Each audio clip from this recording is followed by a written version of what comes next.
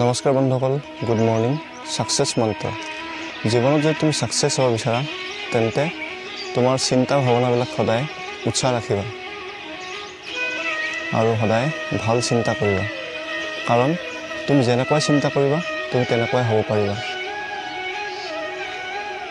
তোমাৰ অতীতক লৈ তুমি বৰ্তমানটো তোমাৰ নিৰ্ধাৰণ নকৰিবা, কাৰণ অতীতত যি হ'বলগীয়া আছিল সেয়া হৈ গ'ল আৰু বৰ্তমান তুমি তোমাৰ লক্ষ্যত উপনীত হ'বৰ বাবে আজিৰ পৰা কাম কৰা আৰম্ভ কৰি দিয়া।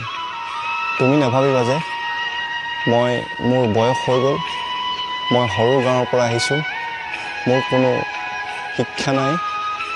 তোমাৰ হাতত যি আছে তাৰ পৰা আৰম্ভ কৰা, কিন্তু কৰা। সেইবাবে বন্ধুসকল, মেহনত কৰি যোৱা, কষ্ট কৰি যোৱা। সাকসেছ সদায় কষ্ট কৰিলেহে পাবা, বাহানা বনাই থাকিলে নহ'ব বন্ধুসকল। So, thank you. Always be motivated. ধন্যবাদ বন্ধুসকল।